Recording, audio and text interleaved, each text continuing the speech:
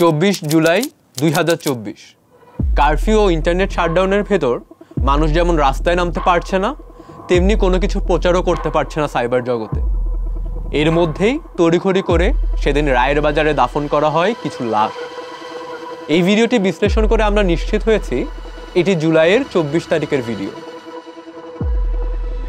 এই কবরগুলোতে দাফন হওয়া ব্যক্তিদের নাম পরিচয় গোপন করার পাশাপাশি তাদের পরিবার যেন তাদের খুঁজে না পায় সেটি নিশ্চিত করার সর্বোচ্চ চেষ্টা করেছে পতিত আওয়ামী লীগ সরকার। দ্য ডেইলি স্টারের এই বিশেষ অনুসন্ধানে আমরা খুঁজে বের করেছি সেদিন রায়ের বাজারে অজ্ঞাতনামা হিসেবে দাফন করা হয়েছিল অন্তত 8 জন জুলাই আন্দোলনকারীর লাশ। কিন্তু গণ অভ্যুত্থানের প্রায় 8 মাস পরেও অনেক আন্দোলনকারী এখনো নিখোঁজ। তাদের লাশ গুম করতে শেখ হাসিনা সরকারের কি চেষ্টা ছিল, কি ঘটেছিল তাদের ভাগ্যে?